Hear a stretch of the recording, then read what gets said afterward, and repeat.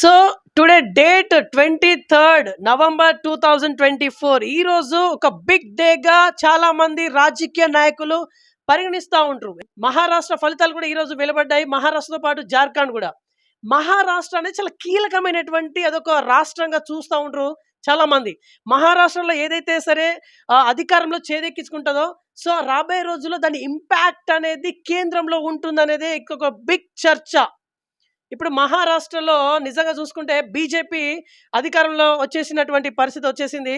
అంటే కేంద్రంలో చూసుకుంటే ఇంకా 2 దఫాలుగా కేంద్రంలో కూడా బీజేపీ ఉండబోతుంది అన్నట్టు సంకేతాలు కూడా వస్తున్నటువంటి పరిస్థితి.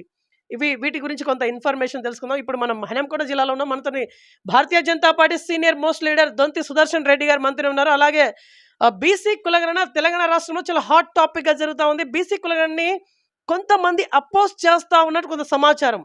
అంటే రెడ్డి సామాజిక వర్గం కావచ్చు, వెలమ సామాజిక వర్గం కావచ్చు అని చెప్పేసి కొంత వినికిడి, అంటే బహిర్గతం కావట్లేదు, బట్ కొంత అక్కడక్కడ వినిపిస్తూ ఉంది. వీటిపైన కొంత విశ్లేషణ తెలుసుకుందాం. నమస్కారం, బాగున్నారా? నమస్తే అండి. నా పేరు దొంతి సుదర్శన్ రెడ్డి, రిటైర్డ్ ఇంజనీర్. నేను బీజేపీ సీనియర్ మోస్ట్ నాయకుడిని. ముఖ్యంగా మీరు జార్ఖండ్ అండ్ మహారాష్ట్ర ఎలక్షన్స్ గురించి మీరు ప్రస్తావించారు కాబట్టి చెప్తున్నా. బీజేపీకి మన భారతదేశంలో ఎదురు లేదండి. ఎందుకు అనగా ఇప్పుడు బీజేపీ కీలక రాష్ట్రం మన మహారాష్ట్రలో ఇప్పుడు 280 అసెంబ్లీ స్థానాలు ఉండగా 225 స్థానాలు మంచి మెజార్టీతోని బీజేపీ అక్కడ గెలిచింది. కాబట్టి అక్కడ ముఖ్యమంత్రి బీజేపీ ఫామ్ కాబోతున్నది. జార్ఖండ్ అనేది ఒక చిన్న రాష్ట్రం, అది పెద్ద కాదు. అయినా కూడా అది మేము వస్తాను ఏదో కొద్ది తేడాతోని 50 అంటే 39 అంటే ఒక 20 సీట్లతోని జార్ఖండ్ పోయిందని మేము భావిస్తాను. అయినా కూడా మాకు చింతన లేదు. బీజేపీ అన్నది స్వీప్, అది gate way of India, Bombay and Maharashtra. కాబట్టి 100% కాబోయే 2 తరాలకు ఇంకో 10 ఏళ్ళు బీజేపీ కీలకంగా భారతదేశాన్ని రూలింగ్కి వస్తుందని మాత్రం ప్రగాఢ విశ్వాసం నాకు ఉన్నది. ఓకే. కానీ మహారాష్ట్రాన్ని కైవసం చేసుకోవడం కోసము కాంగ్రెస్ పార్టీ శతవిధాల ప్రయత్నించింది. ఒప్పుకుంటారు కదా? అంటే ఇక్కడ ఎక్కడ తప్పిదం జరిగిందని మీరు అనుకుంటున్నారు? నేను చెప్తానండి.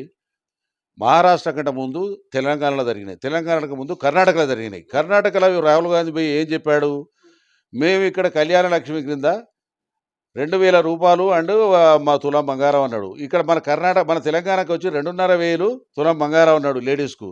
మహారాష్ట్రకు పోయి 3,000 అన్నాడు తులం బంగారం అన్నాడు. అటు కర్ణాటకలు ఇయ్యలే, ఇక్కడ కాంగ్రెస్కి ఇయ్యలే, తెలంగాణలో ఇయ్యలే, మహారాష్ట్ర. అంటే బూటపుకు మాటలు ప్రజలు విశ్వసించలేదు. ఆయన ఇంతవరకు ఇంప్లిమెంట్ చేసింది కేవలం ఆడవాళ్లకు ఫ్రీ బస్సు తప్ప ఇంతవరకు ఏది వాళ్ళు పెట్టిన మేనిఫెస్టో అమలు కాలేదు. ఇక్కడ మన ఇక్కడనే చూసుకో, రేవంత్ రెడ్డి సర్కారు ఇప్పుడు 1 సంవత్సరం రూలింగ్కి వచ్చింది. వాళ్ళు ఇంతవరకు ఏమి ఇంప్లిమెంట్ చేసేది? ఇంతవరకు ఏమైనా ఓన్లీ లేడీస్ తప్ప ఏమైనా చేసినలా? ఏమీ చేయలేదు. ఎందుకు చెప్తానంటే ఖచ్చితంగా మీరు వినండి.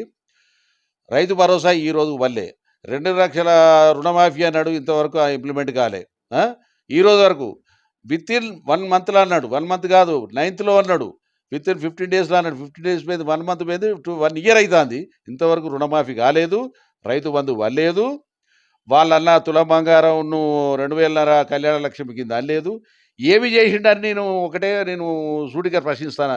ఏది తెలంగాణ గవర్నమెంట్ రేవంత్ రెడ్డి సర్కార్ గారిని. ఎందుకంటే అన్ని అమలు కాని హామీలు, సాధ్యం కాని హామీలను ప్రజలను మభ్యపెట్టి, ఆశ చూపెట్టి, ఇవన్నీ చేసి మభ్యపెట్టి రూలింగ్కి వచ్చిండు. కానీ వాళ్ళ నుంచి ఏమి కాదు అని గంటపదంగా చెప్తాను. ఎందుకు అంటే వాళ్ళు ఏమి చేయలేరు, మూకదంపుడు ముచ్చట్లు తప్ప వాళ్ళతో ఏమి కాదన్నది నా యొక్క విశ్వాసం. ఓకే. మీరు ఇందాక స్టార్టింగ్లో ఒక పాయింట్ అన్నారు, జార్ఖండ్లో ఓడిపోయినాము, చిన్న రాష్ట్రం అని చెప్పేసి చాలా తేలికగా తీసేసిల్లు. అంటే అక్కడ ఓటమి పాలైలని చెప్పేసి ఆ రకంగా అంటున్నారా? యాక్చువల్లీ జార్ఖండ్లో కూడా మీ పార్టీ అధికారంలోకి వస్తుందని చెప్పి చాలా ఎగ్జిట్ పోల్స్ కూడా వచ్చినటువంటి పరిస్థితి, కానీ చాలా అనూహ్యంగా తారుమారు అయిపోయింది. ఏం చెప్తారు దానికి? జార్ఖండ్ చూడండి, ఎగ్జిస్ట్ ఇదివరకు ఉన్నది కూడా అక్కడ గవర్నమెంట్ మాది కాదు, రూలింగ్ పార్టీ వాళ్ళదే, ఏది అపోజిషన్ పార్టీ. కాబట్టి మాకు విశ్వాసం వస్తుందని. కానీ పనికి వాళ్ళే ఏది అమలుగానే వాగ్దానాలు ఇచ్చి వాళ్ళు మన కర్ణాటక తెలంగాణలో ఎలాంటి హామీలు ఇచ్చిందో ఆ బూటక హామీలతోనే జార్ఖండ్లో గెలిచిండ్రు. కానీ ప్రజలు మాత్రం కొద్ది రోజుల తర్వాత ఇప్పుడు కర్ణాటకలో తెలుసుకున్నట్టు, తెలంగాణ తెలుసుకున్నట్టు జార్ఖండ్లో కూడా తెలుసుకుంటారు. ఆ గెలుపు కాదు, సాధ్యం కాని హామీలు, ఉచిత పథకాలతోని ఏ దేశం ముందడబడ్డట్టు లేదు ఈ రోజు వరకు. ఉచిత పథకాలు చూడండి. వెనిజులా ప్రపంచంలో 25వ రిచెస్ట్ కంట్రీ ఇన్ ద ప్రపంచంలో. అది ఈరోజు బిచ్చం ఎత్తుకొని తిరుగుతాను అక్కడ. ఏది? వెనిజులా కంట్రీలో. అక్కడ ఆడవాళ్ళు ఒళ్ళమ్ముకొని బతుకుతాండ్రు. ఎందుకు? ఈ 2 సార్ల పవర్‌కొచ్చినందుకు అక్కడ ఇలాంటి నాయకుడే పవర్‌కొచ్చేందుకు ఉచిత వాగ్దానాలు అన్ని ఫ్రీ, అన్ని ఫ్రీ, అన్ని ఫ్రీ అని చెప్పి దేశాన్ని కొల్లగొట్టిండు. వాళ్ళు ఇయాల బిచ్చగాళ్ళు లెక్క బతుకుతాండ్రు. తర్వాత ఇప్పుడు శ్రీలంక పొజిషన్ చూసుకోండి, పాకిస్తాన్ చూసుకోండి. ఈ ఉచిత పథకాలతోని దేశం అదో పాలైతది అని నేను చెప్తున్నా. ఇలాంటి హామీలు రాహుల్ గాంధీ ఇచ్చి ఆ బూటక వాగ్దానాలతోనే జార్ఖండ్‌లో వచ్చిండు.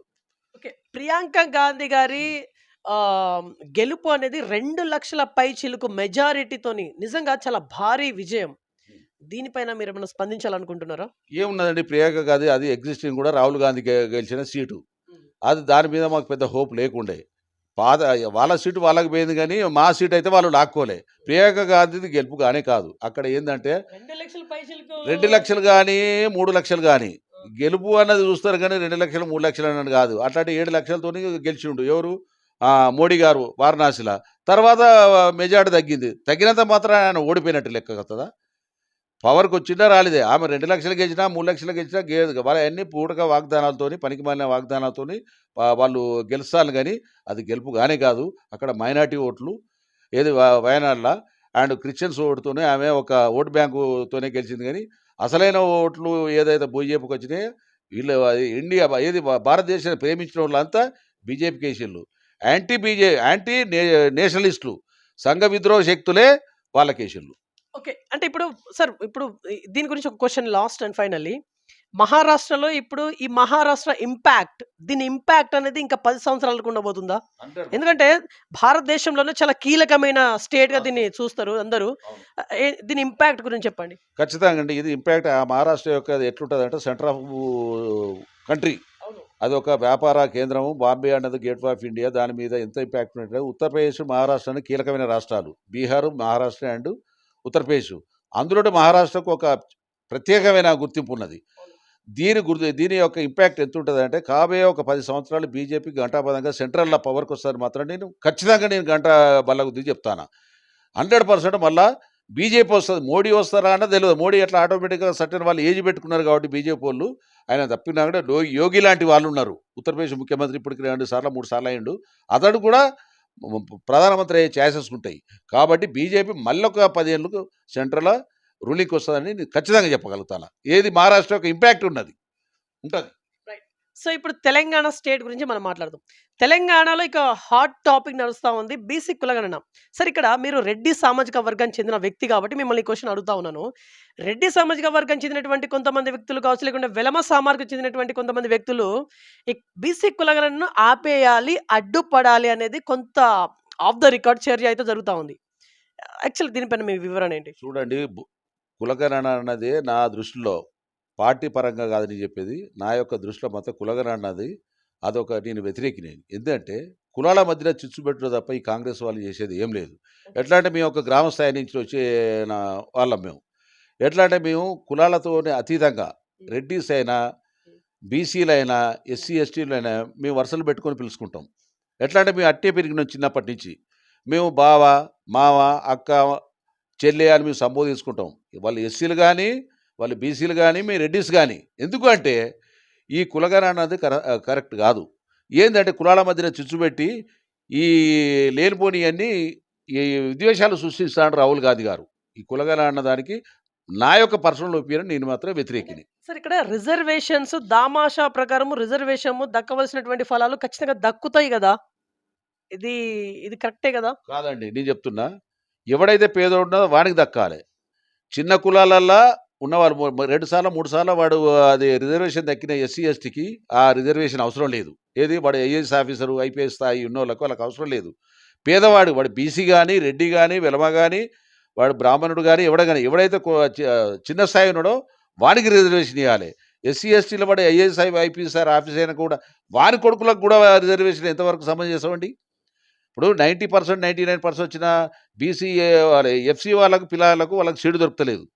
అదే 30% వచ్చిన ఎస్సీల వాళ్ళకి వస్తుంది. కులగణన అనేది ఏంటంటే ఆర్థిక పరంగా చూడాలి, కులాల పరంగా చూడొద్దు. వాడు పేదవాడా కాదా, పేదవాడికి అయితేనే వానికి రిజర్వేషన్ ఇవ్వాలి, కులాలకు అతీతంగా ఇవ్వాలి.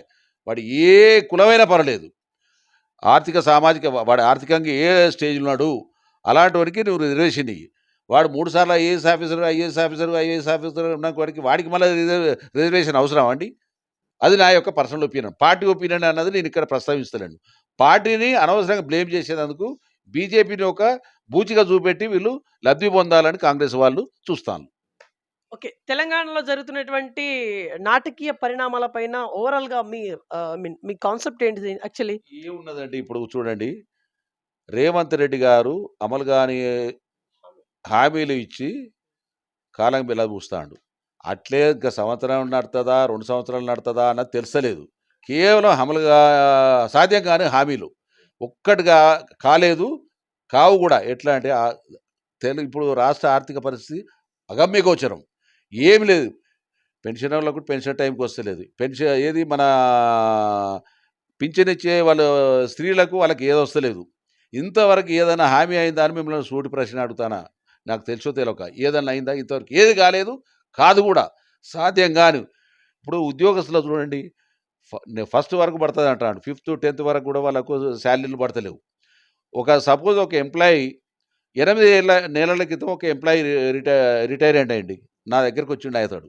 8 నెలలకి రిటైర్ అయ్యిండు. ఆయన పెన్షన్ బెనిఫిట్స్ కూడా ఇప్పటి వరకు వస్తలేవు. అంటే ఒక ఎంప్లాయీకి పెన్షన్ బెనిఫిట్స్ ఇచ్చేంత స్థాయిలో కూడా లేదు అంటే దాని అర్థం ఏంది? సార్ మీరు రిటైర్డ్ ఎంప్లాయీ కదా, మీకు వస్తుందా? రిటైర్డ్. మీకు బరాబర్ పడుతుందా? మీకైతే పడతలేవు. పడతలేదా పడతలేవు. టైంకి? టైంకి పడతలేవు. అంటే దాని అర్థం ఏంది? ఫైనాన్షియల్ మొత్తం దివాలా తీసి ఉన్నది స్టేట్ గవర్నమెంట్. ఏది లేదు. ఇప్పుడు వాళ్ళు ఇంక కొత్త ఏం చేస్తారు ఇప్పుడు? ఇప్పుడు పోయిన గవర్నమెంట్ 50 నుంచి 61 చేసిండు. ఈయన 62 చేసినా ఆశ్చర్యపోయిన అవసరం లేదు. ఎందుకంటే సంవత్సరం బెదిరితే లాగదీస్తాం. ఇప్పుడు అదే వాడు ఒక 10,000 మంది రిటైర్ అయితే వాళ్ళకన్నీ బెనిఫిట్స్ ఇవ్వాలంటే మళ్ళీ 1,000 కోట్లు అవుతాయి. ఆ 1,000 కోట్లు ఇచ్చే వాళ్ళు ఇంకో సంవత్సరం ఉన్న ఎంప్లాయీస్నే పొడిగించాలని చూస్తాను. సపోజ్ ఇప్పుడున్న పాత గవర్నమెంటు ఎంప్లాయీస్ని రిటైర్ అయిన వాళ్ళు ప్రతి దశలో 1,000 నుంచి 2,000 మంది ఎక్స్టెన్షన్ ఇచ్చుకుంటారు నడిపిస్తాను. అది కరెక్ట్ కాదు. రిటైర్ అయిన వాడిని పంపాలి ఎంబడే. కానీ వానికి ఎక్స్టెన్షన్ ఇచ్చుకుంటూ వాడిని సాగదీస్తుంటే జూనియర్లకు అన్యాయం జరుగుతుంది.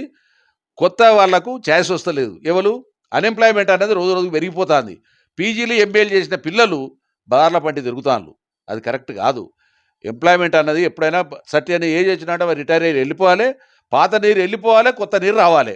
అప్పుడే సమాజం ఆరోగ్యదాయకంగా ఉంటుంది, హెల్తీగా ఉంటుంది. Okay sir, last and finally Jharkhand Maharashtra elections results గురించి లాస్ట్ అండ్ ఫైనల్లీ ఏం చెప్పి ముగించాలనుకుంటున్నారు? ఫైనల్లీ మీరు ఇచ్చే మెసేజ్ పబ్లిక్ కి. జార్ఖండ్, మహారాష్ట్ర అండ్ జార్ఖండ్ గురించి నేను ఒక్కడే గంట ఉన్నా. జార్ఖండ్ గురించి మాకు ఏ మాత్రం నిశ్చిత లేదు. మళ్ళా పార్లమెంట్ ఎలక్షన్ల వరకు ఒకే వన్ సైడ్ పోలింగ్ ఉంటుంది. ఏది బీజేపీకి అక్కడ. జార్ఖండ్లో కూడా ఏం ఫరక పడదు. మహారాష్ట్రలో స్వీప్ ఉంటుంది. ఏ రాష్ట్రంలో అయినా ఇప్పటికంటే మెజార్టీ తమ్మింగ్ మెజార్టీతో బీజేపీ మళ్ళీ సెంట్రల్లో వస్తుందని నా ప్రగాఢ విశ్వాసం. నీ గంట ఏది బలకు దిగి చెప్తాను. రైట్. సో ఇది ఇవాల్టి ఇన్ఫర్మేషన్. చూసినాను BVR TV news. Until then బాబాయ్, టేక్ కేర్.